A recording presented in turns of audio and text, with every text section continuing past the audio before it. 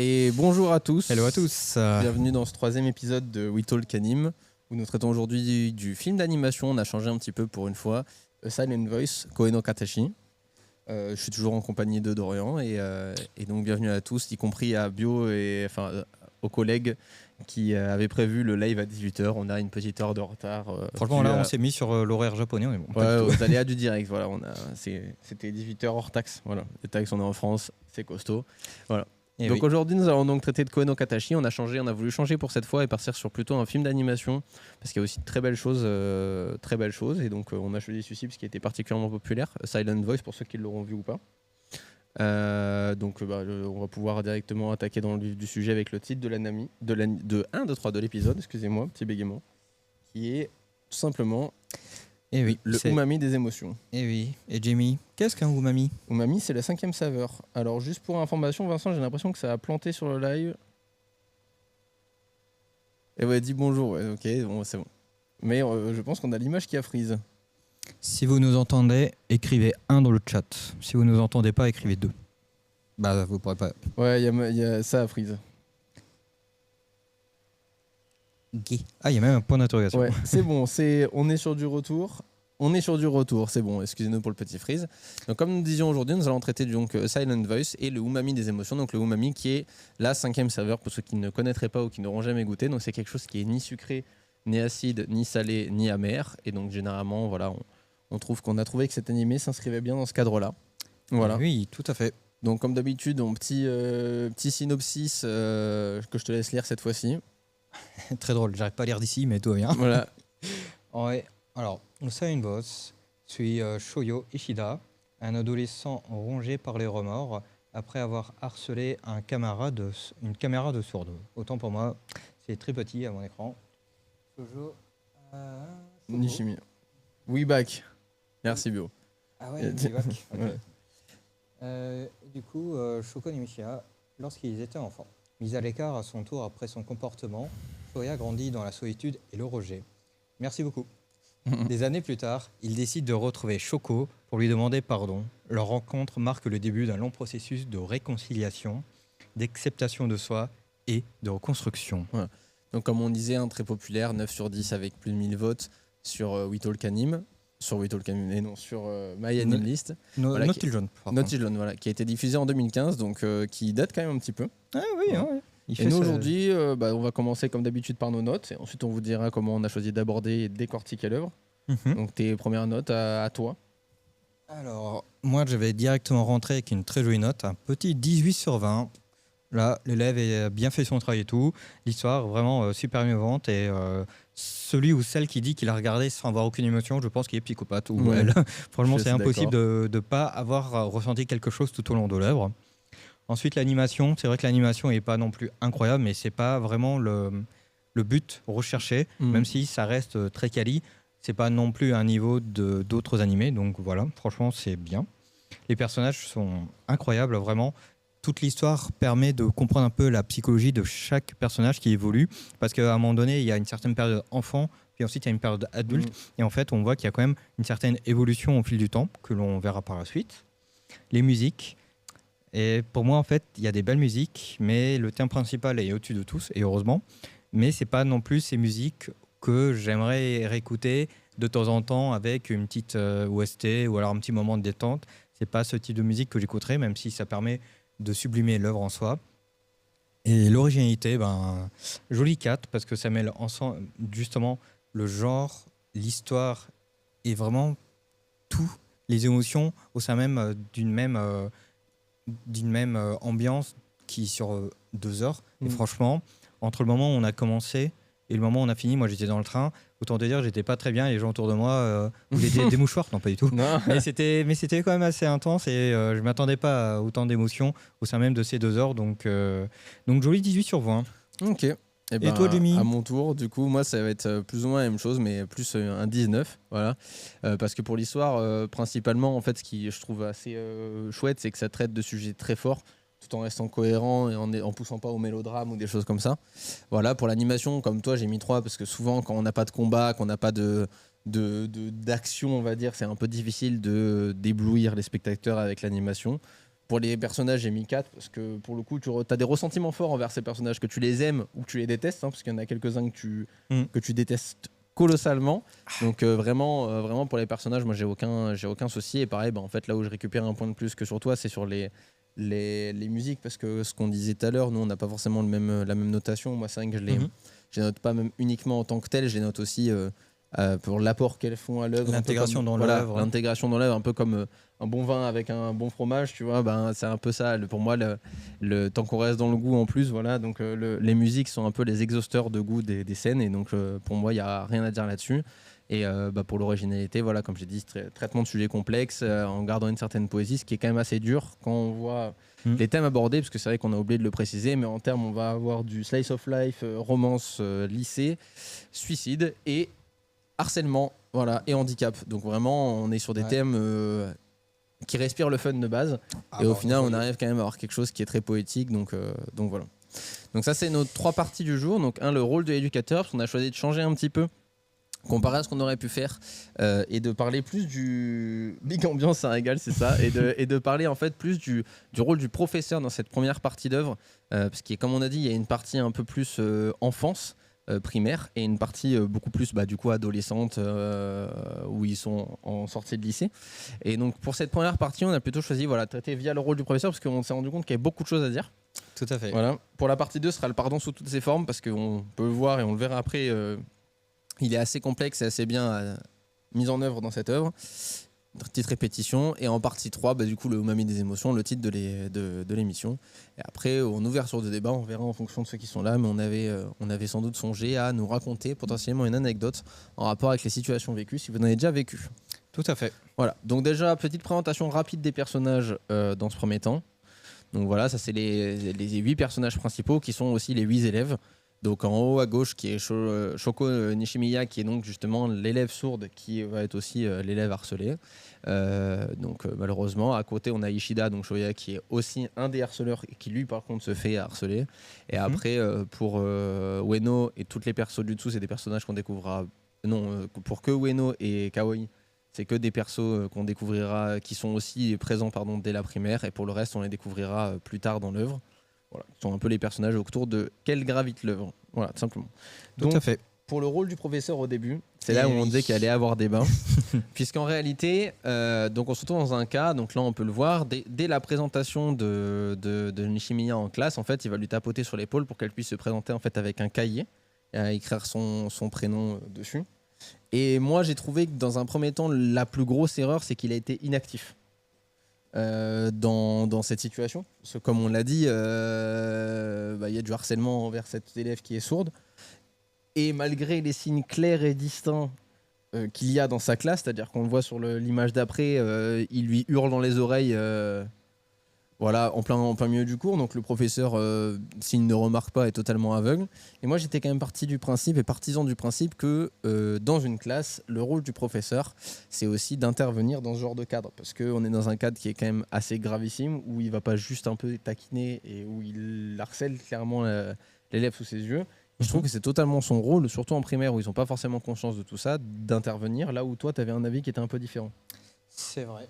On peut le voir dans l'image après, on voit que le professeur, justement, il va désigner la personne disant qu'elle est... Ouais, dans la deuxième partie, une fois qu'il y a les conséquences, parce que du coup, pour mettre vraiment tout le cadre dessus, Nishimiya change de lycée, du coup, parce qu'il y a eu plusieurs problématiques du harcèlement, comme le fait qu'elle se fasse casser ses appareils auditifs et tout le reste qui va avec, bien évidemment.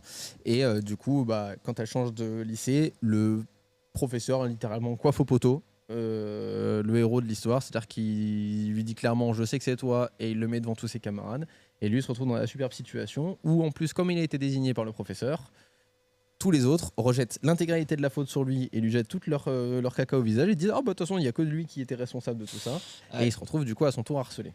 Là oui, c'est vrai que là il est un peu la target principale, et sans parler directement de Ishida et de tout ce que cela découle, là où on est en désaccord, c'est que pour moi, en fait, l'instituteur ou l'éducateur, il n'a pas forcément le rôle de vraiment mettre en place des points clés pour que les personnages puissent résoudre des problèmes entre eux. Pour moi, l'éducateur est plus là pour t'enseigner une leçon, apprendre à être sociable, mais il ne va pas interagir un par un pour voir quels sont les problèmes que tu vas avoir avec d'autres élèves au sein de la classe ou d'autres choses. Pour moi, ça, c'est plus le rôle. Soit des parents de comprendre pourquoi est-ce qu'il réagit comme ça, quels sont ses problèmes, est-ce que c'est un manque d'éducation ou des choses comme ça. Et c'est justement là où on n'est pas d'accord. C'est que pour moi, l'éducateur doit simplement rester fixé par rapport à son rôle qui définit un petit, entre guillemets, sur entre guillemets, sa fiche de poste. Enfin voilà, quel est son but. Après, je peux comprendre qu'au primaire, un professeur a aussi plus un rôle un peu d'ouvrir des esprits, comprendre comment ça fonctionne, le monde et tout.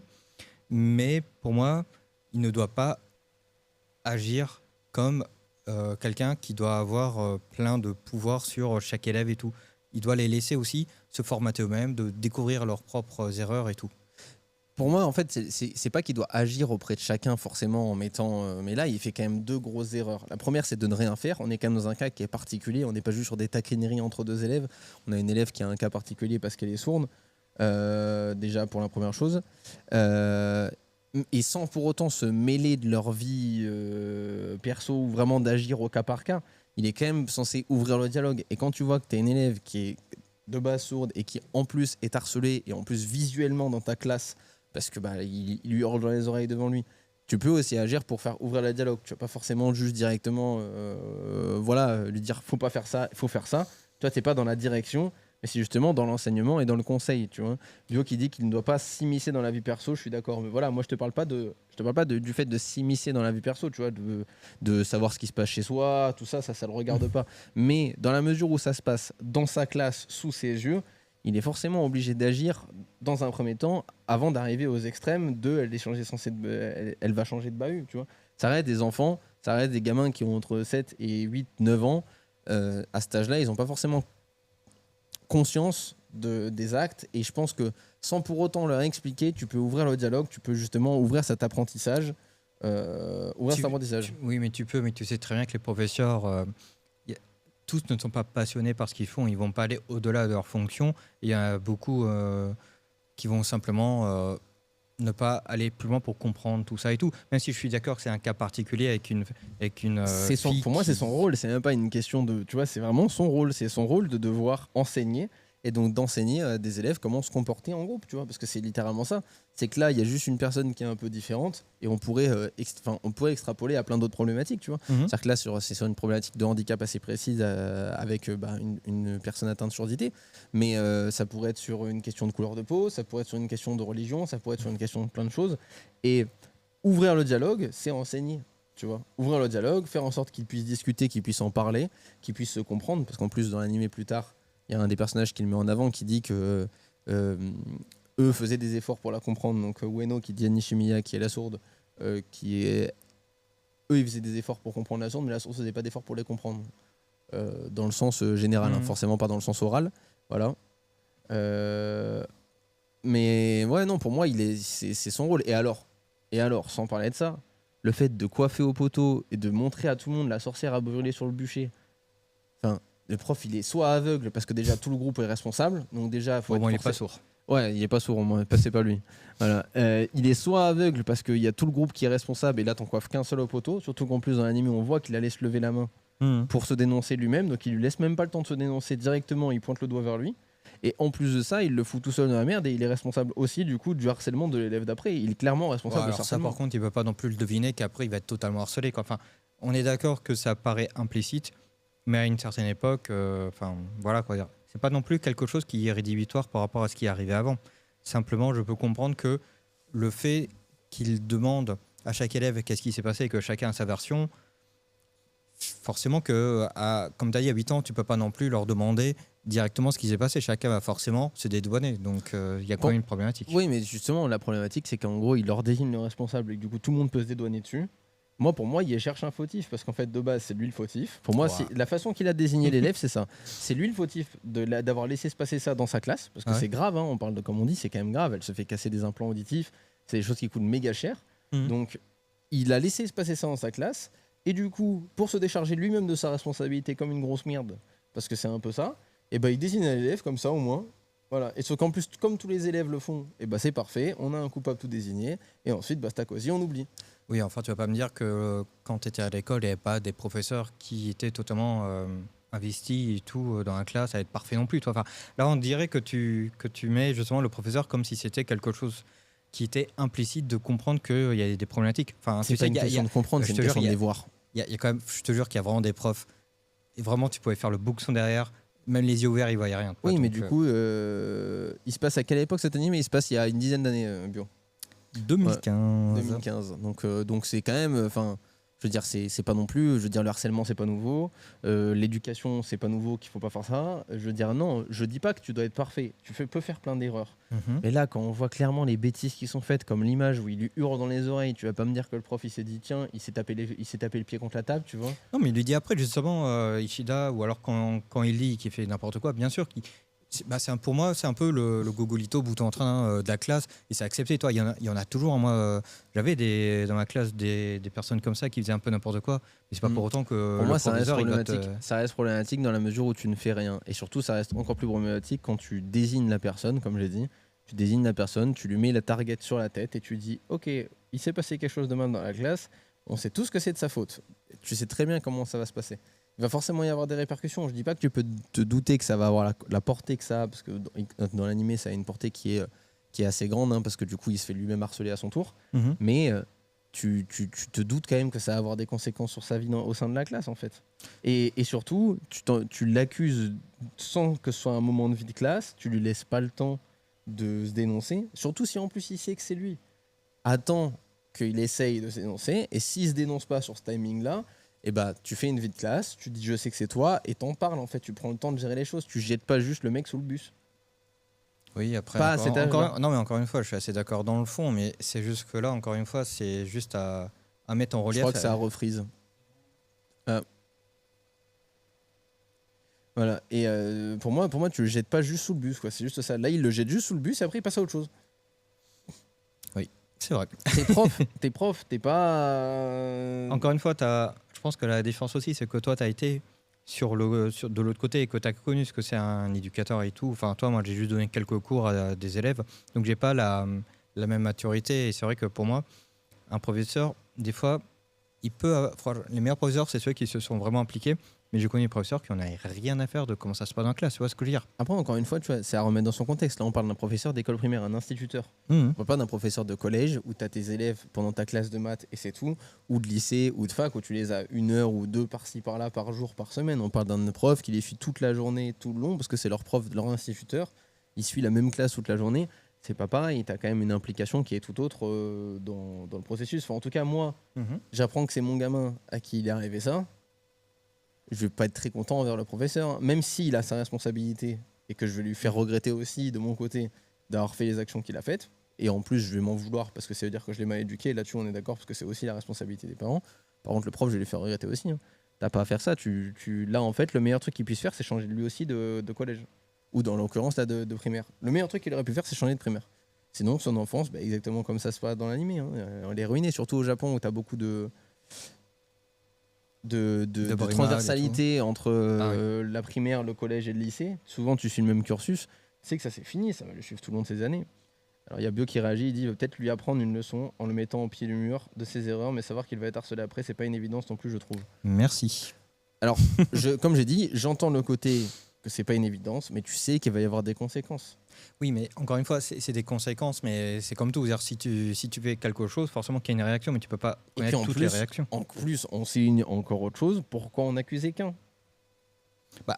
Parce que c'était évident. Et après, forcément que si tu fais un groupe, ça sera pas aussi simple de pouvoir comprendre l'ensemble. Il fallait une tête de Turc. Oui, mais en fait, l'animation. Enfin, pour ceux qui auront vu. La tête de pipe, c'est ça. Voilà. Non, mais c'est ça. Il y a Bio qui dit c'est la tête de pipe. C'est exactement ça. En fait, il lui fallait. Oui, une tête mais de Turc. ceux qui ont vu ont compris que forcément que c'était un peu lui qui était mis en avant pour tout ça. Mais les autres, ils étaient aussi problématiques. C'est ça aussi, quoi. Et surtout, en plus, du coup, les autres sont exemptés de toute faute. C'est-à-dire qu'il y en a une, Kawaii, là, elle se permet de faire comme si elle n'avait jamais rien fait alors qu'elle était spectatrice du truc et que être spectateur, c'est ne rien faire, c'est être responsable. Il y a Ueno qui était exactement autant concerné que lui, qui, elle, pareil, peut se permettre de pas d'être exempté de toute faute. Et ces deux potes mecs qui, alors, eux, en plus, non seulement avaient harcelé l'aveugle, mais la sourde d'ailleurs, mais se retrouvent à aussi le harceler lui derrière, à le dégager du groupe. Non, pour moi, c'est une erreur en tout point, quoi. Non. Oui, encore une fois, on est là pour débattre. Hein. On ne sait pas qui a tort ou a raison, même si le chat est quand même en ma faveur. Mais, mais quand même, non, mais c'était intéressant d'avoir sous sa parce que c'est vrai que, pour être honnête, moi, la première fois que j'avais vu, j'avais pas du tout pensé que l'instituteur était problématique dans l'approche de la gestion de la sourde et de la gestion de Ishida après. Je pense que honnêtement, après là, on est un peu biaisé aussi parce qu'il n'y a aucun d'entre nous qui est daron, tu vois. Mais je pense que tu dis à un daron, surtout en plus, pour avoir fait les frais de ça, je sais comment ça se passe, j'ai quand même été professeur pendant 1 an, je pense que tu demandes à n'importe quel daron qui a vu cet animé, qui a vraiment tout vu, hein, que ce qui se passe à la place, si ton fils c'est Ishida, je pense qu'il y a n'importe quel parent qui va te dire qu'il va coller un procès au cul du prof. Wow. Ah ouais, là, Ah, là- mais je ah te ouais, dis, là- c'est un 100%. là- ah ouais. C'est un 100%. Ton gamin se retrouve tout seul. Et en plus, ça a des conséquences graves, parce que du coup, on sait ce qui se passe comme conséquence après, où carrément, il va vouloir mettre fin à sa vie. Ça, on peut le spoil, parce que c'est dans tout le début. Et puis, de toute façon, on a oublié de dire qu'il y avait du spoil, bien évidemment. Moi, je le redis. Mais du coup, je le dis après l'avoir fait, c'est cool.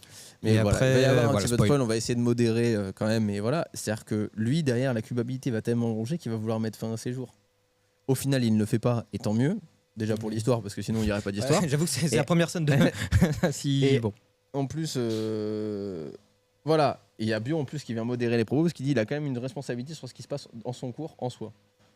Oui, mais encore une fois, c'est comme tout. C'est-à-dire, si tu as deux élèves qui se battent, qui font des trucs, des machins, bien sûr que c'est grave, mais après, une fois, comme je t'ai dit, ben. On parle de récurrence. Là, ça se passe pendant plusieurs mois. Il se passe des choses dans son cours et il ne fait rien. Moi, je te dis, je suis parent, je lui colle un procès au derche. Sans aucun problème. T'imagines, le gamin derrière a vécu tellement toute sa vie avec la culpabilité que quand il va arriver au lycée, c'est-à-dire potentiellement 6 ou 7 ans après, il va encore être rongé par la culpabilité et avoir envie de mettre fin à ses jours. Et le prof est totalement responsable de ça, pour le coup. Parce que c'est lui qui a créé cette situation de harcèlement. Je sais pas, je trouve que c'est disproportionné en fait. Je dis pas qu'il est responsable à 100%. Ah, Évidemment. quand même. Bah, là, tu me présentes comme si Non, c'était non, le parce prisonnier que- du coin. Non, parce qu'il n'est pas responsable à 100%, parce qu'il a aussi la responsabilité des camarades qui n'auront pas appris de leur connerie parce que ils ont juste refait la même chose à quelqu'un de ne pas sourd cette fois-ci. Voilà. Il y a plein d'autres personnes qui sont à mettre là-dedans, c'est sûr. Par contre, le prof a sa part de responsabilité. Est-ce que tu 100%. penses vraiment que tes parents agiraient comme ça? Oh merde, elle a fait bien pire pour bien moins. Donc oui, je te jure qu'elle ferait. Je te jure que moi, elle pouvait. Quand je t'ai dit, j'avais eu un problème d'intoxication alimentaire. Elle était adorée de leur coller un procès au cul parce qu'ils avaient dit que c'était une gastro. Voilà. Ah oui, Et que c'était identifié comme n'étant pas une gastro. Donc non, je t'assure que. Et en même temps, c'est normal, c'est révoltant. Ton fils est victime d'une injustice. Ouais, mais toi encore, je pense qu'on a encore des différences. C'est que nous, on était vraiment face à une institution. Toi, c'est pas comme si tu attaquais quelqu'un. Enfin, quand nous, on était dans le privé, si tu attaquais un professeur, c'était toute l'institution. C'était pas le professeur. Toi, c'était un peu l'ensemble. T'inquiète pas, Et- t'attaques le rectorat. Hein. C'est pas le professeur qui aura sa responsabilité. Hein. Lui, Bah il oui, va mais se faire justement, dégager. moi, je trouve ça, toi, c'est un gros enjeu. Si demain, bien sûr, qu'il y a du bully ou quoi. C'est ton gamin, tu perds toute notion de responsabilité, enfin de proportionnalité quand c'est ton gosse, et en même temps quand il est victime d'une injustice comme ça, c'est injuste qui lui arrive. Faut aussi le dire. Il faut dire aussi qu'il a un peu cherché au début. Non mais je suis d'accord, mais le traitement ça reste une injustice. Ça reste une injustice. Pourquoi que lui? Encore une fois, je suis d'accord. Il a sa part, il mérite de prendre de corriger. Il a clairement fait des conneries et il n'est pas du tout exempté de toute faute, loin de là. Mais c'est totalement injuste. Il est le seul des 5 à prendre et il prend x10.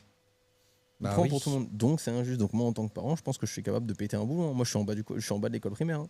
Je le rattrape. Hein. Et pourtant, si vous regardez justement ce film, vous verrez que la mère est totalement différente de ça. Oui, mais parce qu'elle est beaucoup plus chill et parce que voilà, et qu'elle a une autre façon de gérer ça.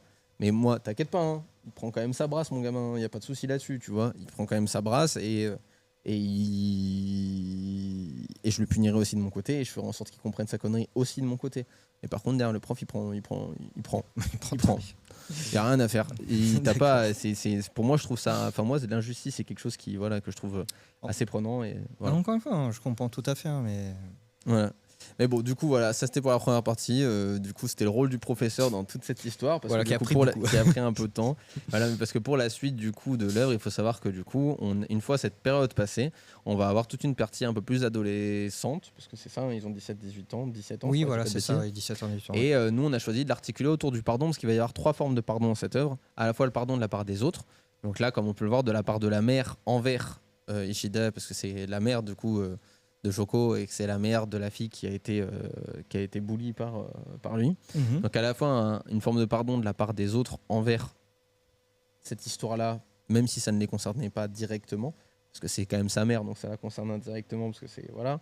Mais Bah même là, en fait, la personne qu'on voit derrière, c'était sa sœur. En fait, sa sœur, au départ, elle ne voulait même pas que Ishida puisse lui parler ou lui dire pardon, parce que justement, elle savait que ça s'est mal passé. Et Shoko, donc l'héroïne, entre guillemets, de cette œuvre, elle ne comprenait pas pourquoi est-ce qu'il n'arrivait pas à communiquer et tout. Toi. Donc aussi, c'est vrai qu'il y a un peu une bulle de protection qui s'est fait autour de Shoko parce qu'elle a été bully quand elle était plus jeune, alors que le principal antagoniste de cette œuvre, finalement, voulait juste se faire pardonner. voilà. Et donc du coup, il y a quand même une forme de pardon de la part des autres. Là, on le voit sur l'image, elle dit tu as réussi à ne pas te faire tuer. C'est parce qu'en fait, ils l'ont invité en surprise chez eux. Ils savaient très bien que la mère n'allait pas du tout apprécier parce qu'elle avait dû leur dire plein de fois.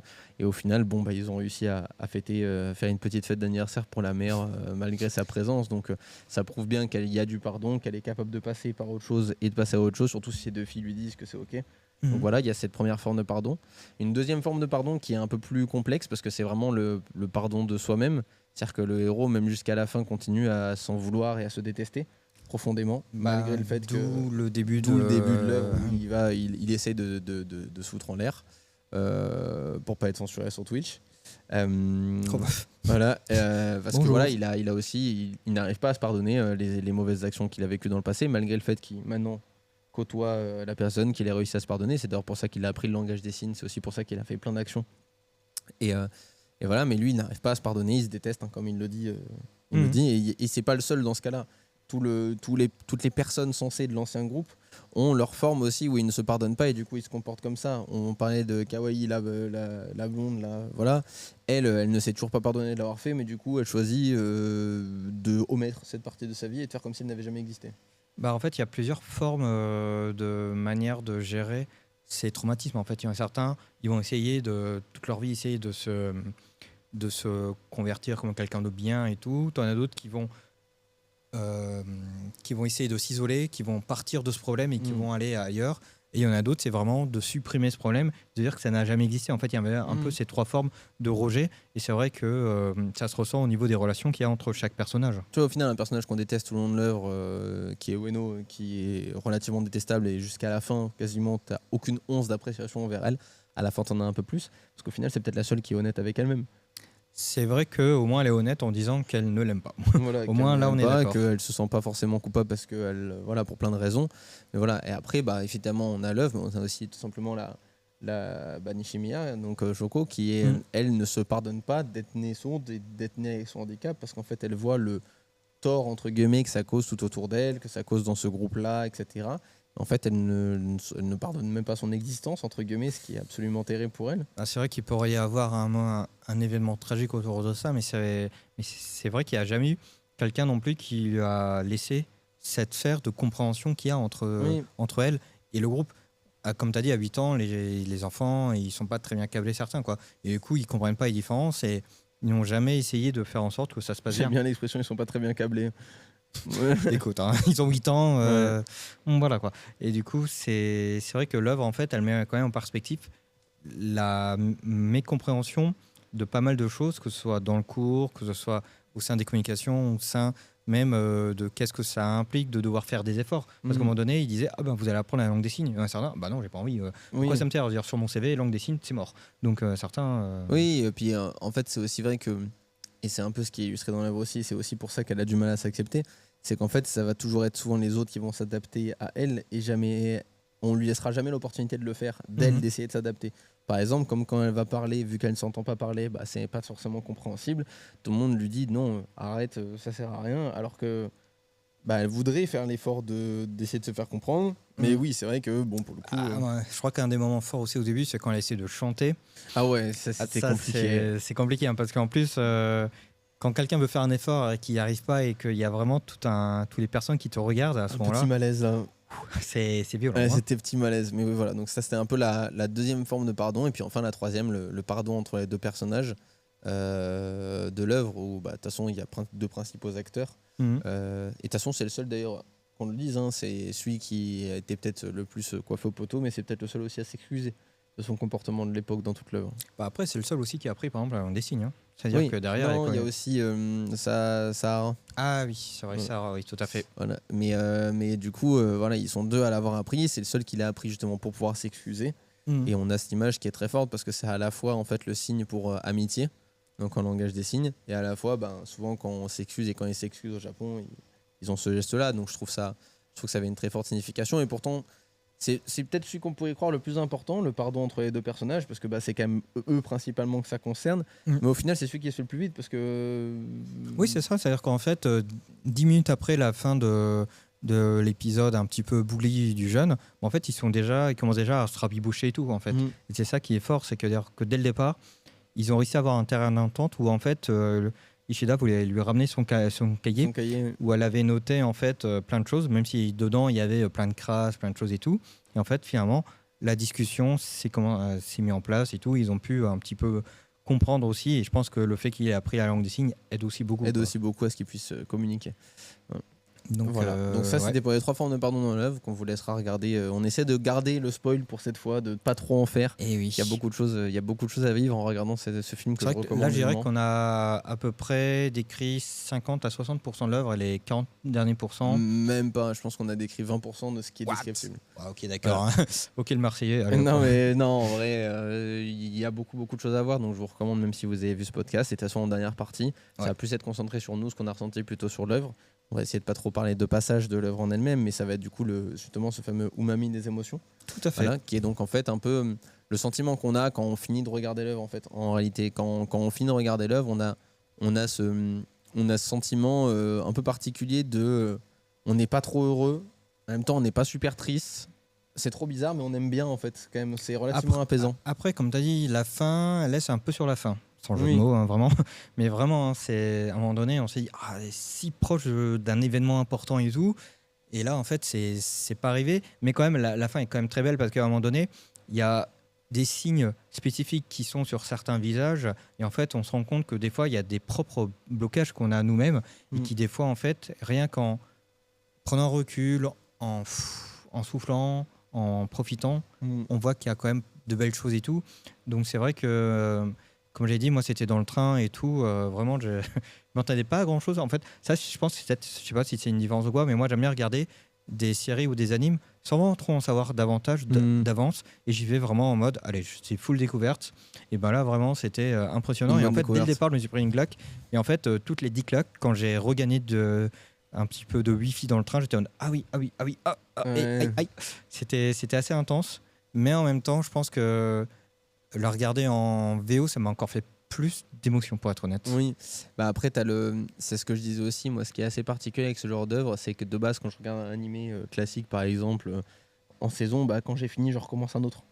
Une heure après, même des fois tout de suite après, ça m'est arrivé de finir un animé, d'enchaîner sur l'épisode 1 d'après et de faire comme si rien ne s'était passé, entre guillemets. Alors que sur ce genre de films-là, qui sont quand même beaucoup plus consistants au niveau ressenti, au niveau tout ce qui se passe autour, etc., là généralement je mets bien 1 ou 2 jours avant de m'y remettre, quoi. C'est vrai que là j'aurais un peu du mal à repartir directement. Ça va, j'ai eu quand même un temps d'adaptation, mais c'est vrai que comme un peu avec Gringar à l'époque, repartir directement sur autre chose directement, ça te laisse pas un peu savourer, toi. C'est comme si tu avais un petit peu un repas que t'adores et tout, que t'allais voir ta grand-mère, t'as toujours ce petit goût dans la bouche, tu dis allez, je vais le conserver encore longtemps, quoi. Oui, et en fait voilà, il faut profiter. Ouais. Donc avant de faire notre petite ouverture de débat comme d'habitude, notre petit moment anecdote, parce que je pense qu'on va rester là-dessus, peut-être que Bio ou ceux dans le chat auront des choses à côté.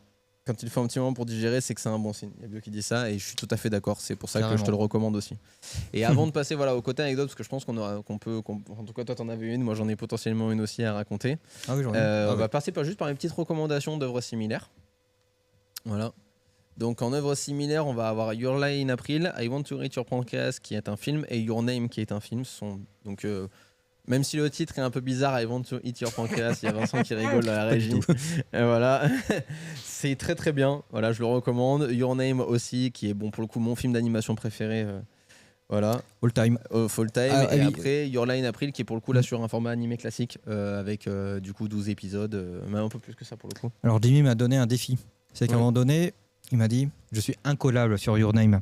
Oui. Donc sachez qu'il y aura beaucoup de questions, d'anecdotes, de quiz, de trucs, de machin autour, parce que Jimmy a un ego, il faudra Ouais. lui enlever cet ego, lui montrer qu'il n'est Your pas le Name- seul sur Your ce Name, piédestal. ça ne marchera pas. Donc si à un moment donné, si vous faites point d'exclamation Your Name, vous chopez des questions dures sur Internet et vous les envoyez à Jimmy, on verra s'il est J'ai au vu qu'il taquet. il a mis Your Name, le petit fort, parce que pour l'anecdote, je suis tellement fanat de ce film que je pense que ça fait au moins 2 mois, voire plus, que je le tanne avec. Genre, je lui dis, Ah ouais regarde-le, mec, regarde-le. Je sais même pas s'il l'a regardé. Non, regarde d'abord A Silent Voice, comme ça tu es dans le thème et tu vois de quoi on parle. Et Your Name, on le garde pour quand on sera très connu.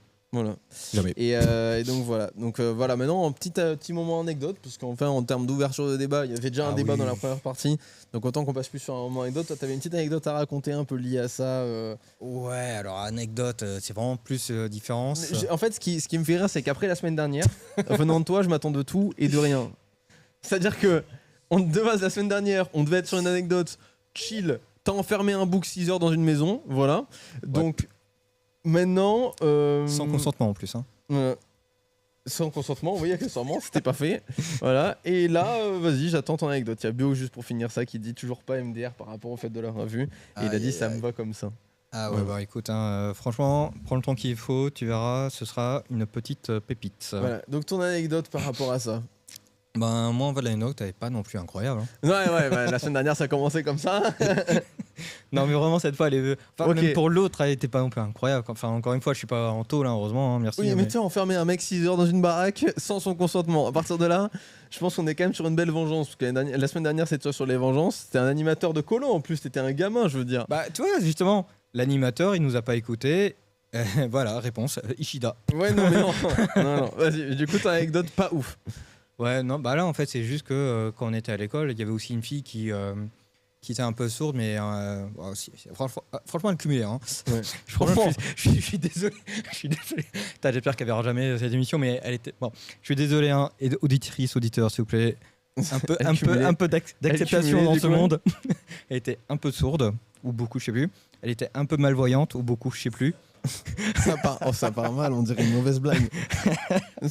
Elle avait les lunettes, elle était un peu rousse ou beaucoup, je me rappelle plus. Enfin voilà quoi. Attends, donc toi, tu viens de mettre, juste pour qu'on mette les choses à plat, tu viens de mettre roux sur le même niveau qu'un peu sourd et un peu aveugle.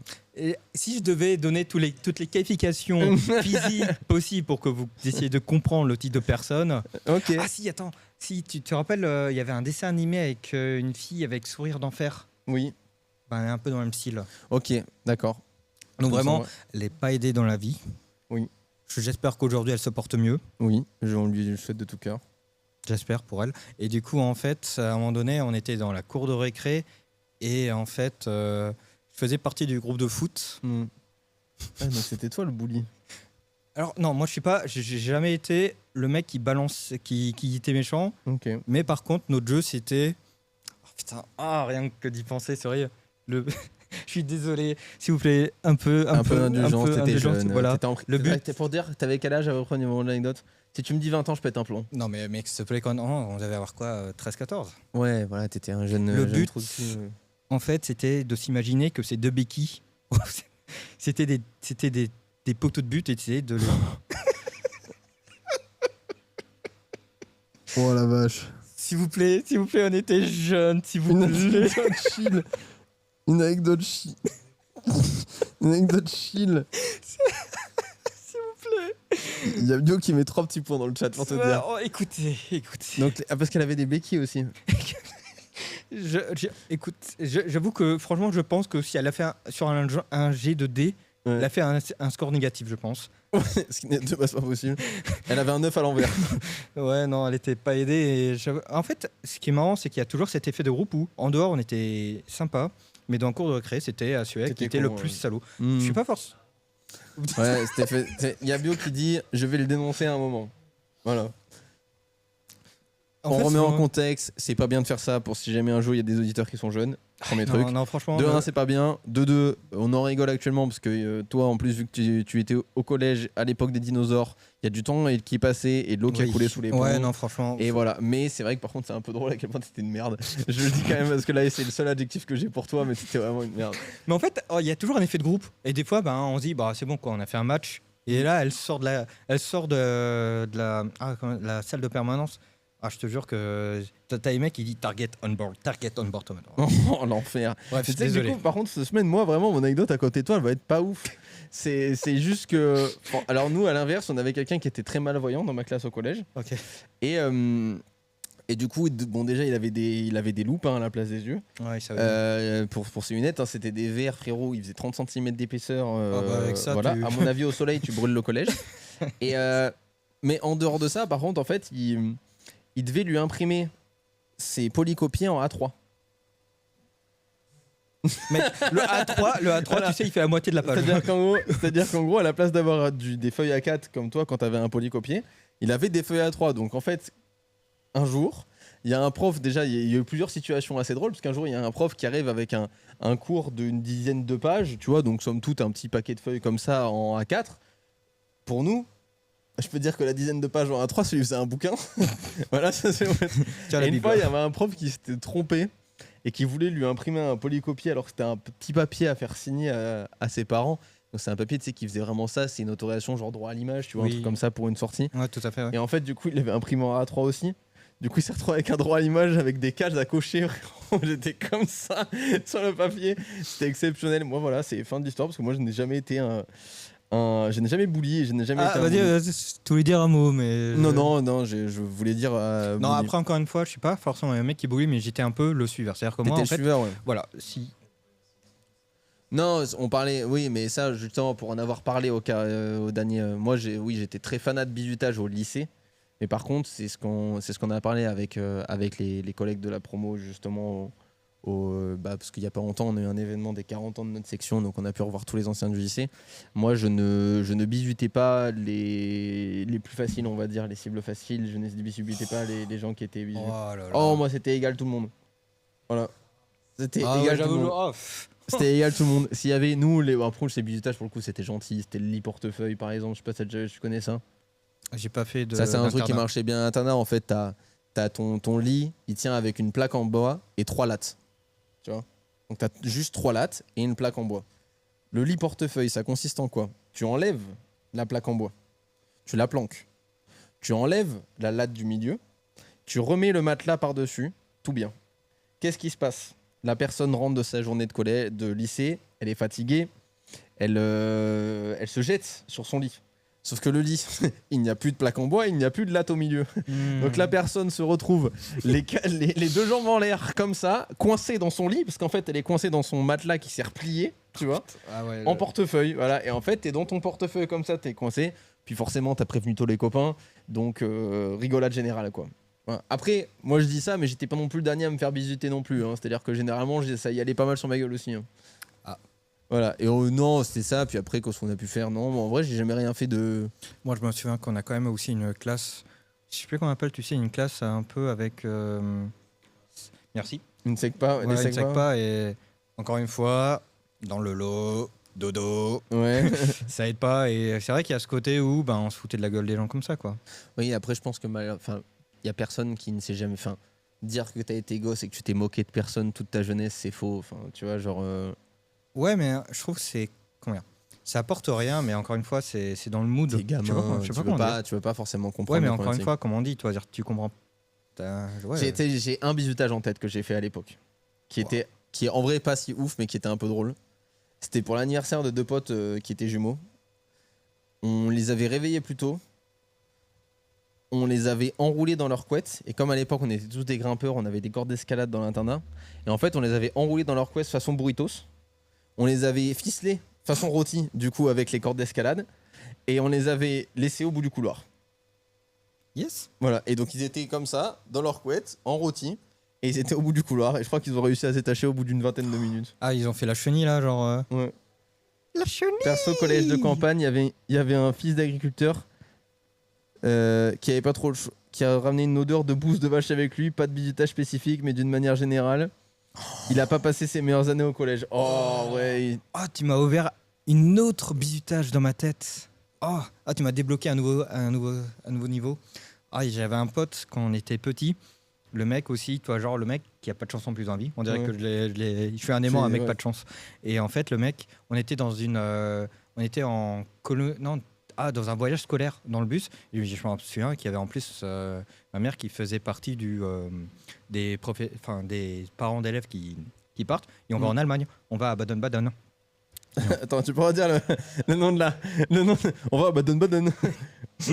Alors, si vous cherchez Baden-Baden en Allemagne, bah voilà. Et ce qui était marrant, pour nous et pas pour lui, c'est qu'en fait, à la sortie du bus, on savait tous qu'il y avait une merde commasse de la taille, je pense, d'un chien mort Mm. en plein milieu du truc. Et lui, il marche dedans, mais on dirait, tu vois, ça a été prévu pour. Ouais. Et en fait, on n'avait rien, il n'avait pas de chaussures de rechange et tout. Et en fait, on lui avait mis un vieux sachet, tu sais, genre de plastique et tout. Et en fait, pendant 5 ans après, on l'a appelé Quentin la merde. Waouh! Waouh! Waouh, il faut prévenir les chutes comme ça. Faut prévenir les chutes comme ça. Quentin la merde pendant 5 ans. Parce que t'as marché dans la merde. Ouais, bon, bah je. Après, Mais voilà. en fait, Waouh! Pendant 5 ans! Ah ouais. C'est long, 5 ah ans! bah écoute, le mec, il aurait jamais dû marcher dessus. Hein. Ah oui, ça c'est sûr. Mais après, voilà, ta créature qui dit, je te lis un peu les trucs quand même, les réactions. Ouais, Ta vas-y. créature qui dit, après perso, si j'ai passé une journée de merde et que je rentre pour me faire bise et que tout le monde rigole, c'est un truc qui peut me faire fondre en larmes pour le lit portefeuille. Ah, ça Et après, il y a C'est Bio pas- qui a précisé que du coup, bah, là, le fils d'agriculteur qui sentait la bouge, pour le lore, il a travaillé avec lui plusieurs années, il avait son nom à part, du coup, il sentait plus les odeurs de merde et ils ont joué à R6 ensemble. Ah oui, j'avais oublié, Ixi, qui est un pote à nous qui est sur le chat actuellement, son prénom c'est Quentin. Oh merde. Big up à tous les Quentin, la Quentins. merde. Ah non, mais Oh non, Quentin. franchement, je suis sûr que si je sors Quentin la merde à ma mère, je pense qu'elle rigole. Je pense qu'elle doit avoir, tu sais, genre toi, un petit truc dans le Vas-y. cerveau. Il a dit, vas-y, je vais chialer. Et tu sais qu'en plus, il y a tout le Discord qui écoute. Donc là, Ah ouais. c'est Big up à tous les Quentins qui sont normaux. des merdes. Oh non. Oh la vache. Ah Ouais, bah, non, la mais vache, toi, oui. toi, t'es. Bon. T'as toujours des anecdotes. Voilà, c'est. Ouais, en fait, je me rends faut compte prévenir. je me rends compte que ouais, j'ai. En fait, non, c'est tes chutes qu'il faut prévenir. C'est qu'en fait, t'as un art de raconter les anecdotes où rien ne présage ce que tu vas dire et d'un seul coup, tu poses une bombe, tu vois. Et il faut prévenir les chutes. Voilà. C'est- Drop the bomb. Ouais. Voilà. Et ben, Plan B. Exi qui du coup vient de dire bon bah on va se régaler, hein, bien évidemment. Tout à fait. Ouais. Ouais. Ah non, on va se régler. On va se régler alors. Ah, il y a Exi qui veut se régler. Fais gaffe en plus, c'est un grand costaud de. Est-ce que c'est un rugbyman? Non, c'est pas un human, Oh, ça va alors. mais c'est un breton. Ouais, mais c'est bon. Et lui, je pense qu'il a plus de beurre que de sang dans Voilà. son corps, donc ça va. On escalade de semaine en semaine avec les anecdotes, c'est Bio qui dit ça. C'est compliqué.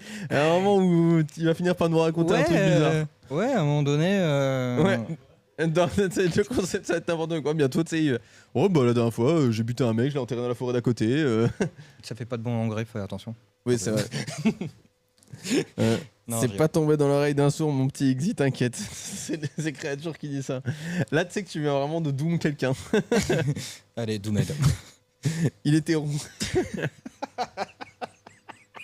Quel connard. Oh, dur. J'ai mis au Canada, il y a trop de blase lâché.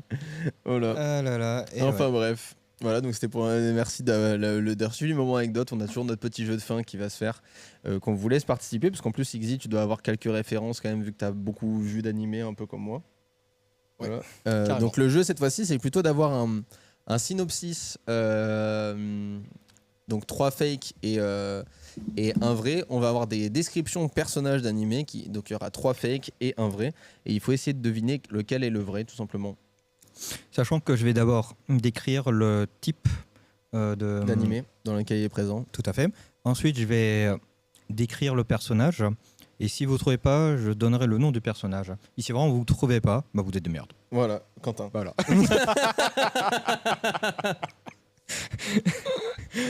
Alors, je veux. Est-ce que le chat est prêt? Oui, je pense qu'ils sont là. De toute façon, allez.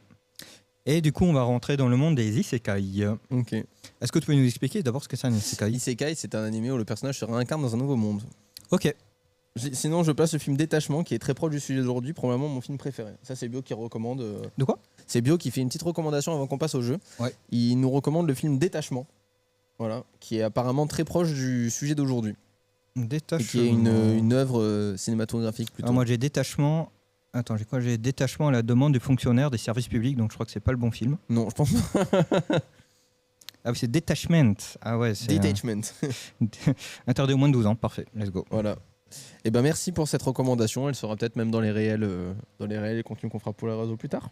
Ouais. Donc vas-y. Donc pour un animé, personnage de Isekai. Donc voilà, il va donner, encore une fois, je répète, 4 descriptions de personnages. Il y en a 3 fausses et un vrai. Et vous pouvez répondre par 1, 2 ou 3.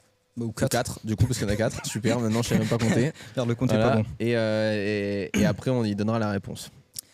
Alors, par contre, tu donnes pas directement la réponse, mais Je donne tu pas sais la que tu réponse, ça me fait laisses un chier, tout ouais. petit peu poireauter les gens. Allez, number 1.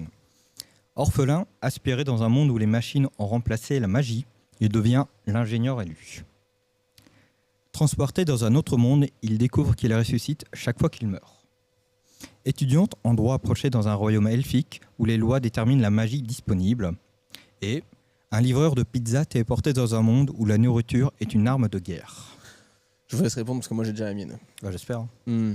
Ouais, le livreur de pizza, ouais, c'est Voilà. pas mal. J'ai hein. déjà la mienne. Je sais pas s'il y en a qui veulent participer. Sinon, je la livre. On va dire que voilà, Allez, 57. attends, je vais quand même Relis-les lire. tous une fois.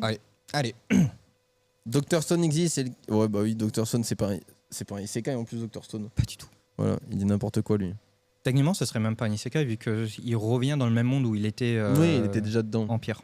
Vas-y. Orphelin, aspiré dans un monde où les machines ont remplacé la magie, il devient l'ingénieur élu. Transporté dans un autre monde, il découvre qu'il ressuscite chaque fois qu'il meurt. Oh, loul.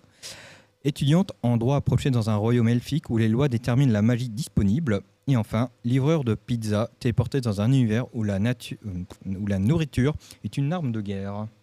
Je fais un petit décompte dans la tête parce que je sais qu'on a 30 secondes à peu près de décalage entre le stream et. À 30 secondes? Ouais, quasiment, je pense. Ok.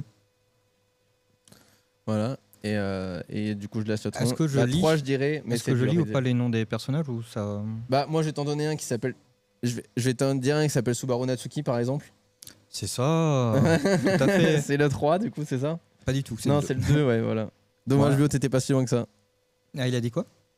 Il a dit le 3. Ah non. Non, c'est ReZero, l'anime. Tout à fait. Exactement. ReZero pour le numéro 2. On passe maintenant au shonen. Qu'est-ce Voilà. qu'un shonen? Un shonen, 6 secondes de délai, merci Vincent. C'est qui? Voilà. Un shonen, ça veut dire jeune garçon, c'est un animé qui est destiné à un public de jeunes hommes, généralement. Bon, c'est parfait, c'est ce qui est dans notre chat. Oui, ils sont tous plus vieux que moi. Ah, dur. Un peu plus jeunes que toi, mais ça, c'est pas compliqué. Pas compliqué, Du effectivement. coup, alors, donc pour les shonen. Allez, on commence. Apprenti exorciste avec un grimoire interdit. Oh, l'enfoiré. Attendez. Je me suis fait tirer dessus. Aïe. Ok, du coup, il m'a tu disais démonté l'épaule. apprenti exorciste.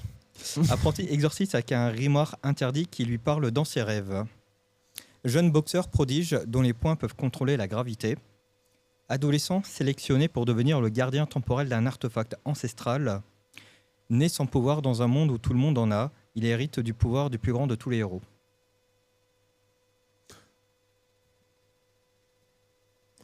J'ai ma réponse.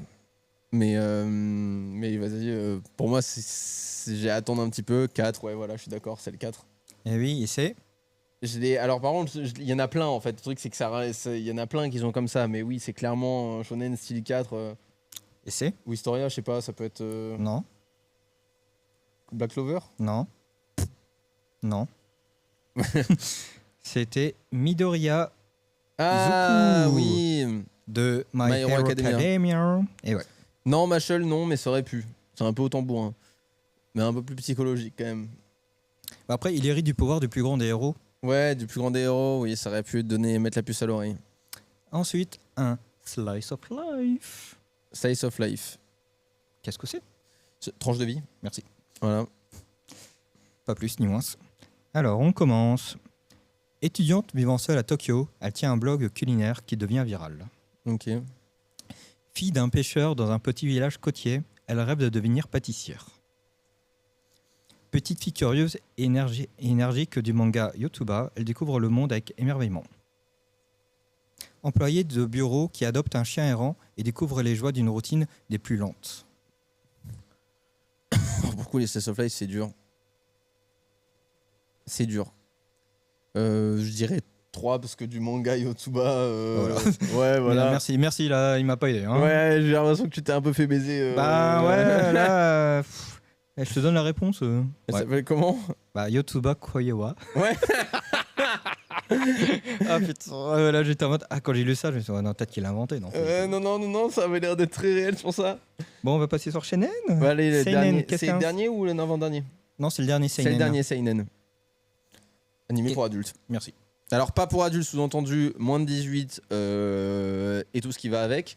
Sous-entendu, plus sur la côté violence, psychologie et histoire.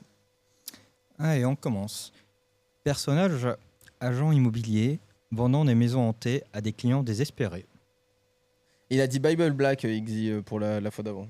Est-ce que c'est ça le nom de non, c'est pas Bible Black. Ah, ok, Bible Black, putain, non, je suis con, j'ai pas la ref, mais je sais qu'ils en ont parlé tout à l'heure. Voilà. Laisse. Ok. Laisse. C'est un pour adultes, mais version. Voilà.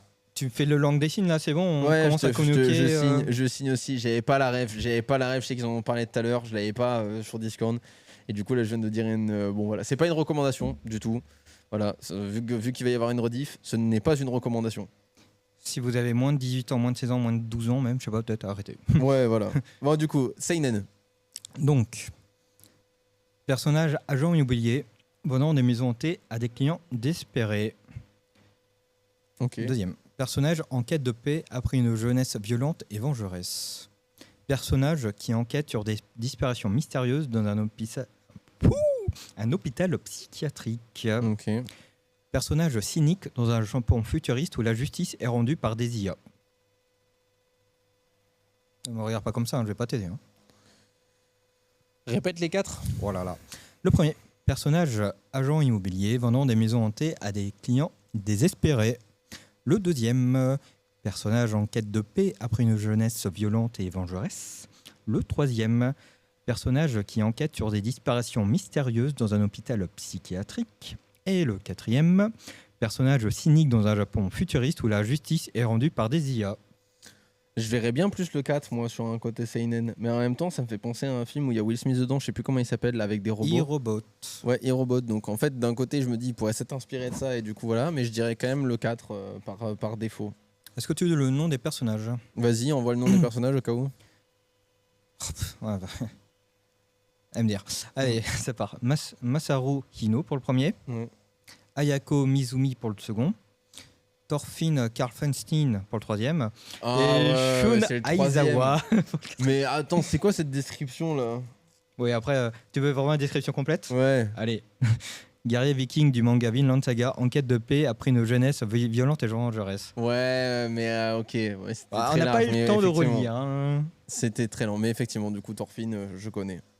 Du coup, tu aurais pensé au Japon futuriste Ouais, bah, en fait, ça me paraissait cohérent. Il y a plein d'animés qui ont eu un peu ce côté-là, surtout sur des CNN, genre Type Psycho Pass, par exemple, dans le Psychopath, ouais, Psycho Pass, dans le sens, bah, en fait, dans le genre, lui, pour le coup, c'est autre chose. C'est en gros, ils ont développé une technologie qui permet d'analyser directement la psyché des gens et de pouvoir, si je dis pas de bêtises, parce que peut-être qu'on peut me corriger, parce que je sais quand j'en avais entendu parler, mais je l'avais jamais vu.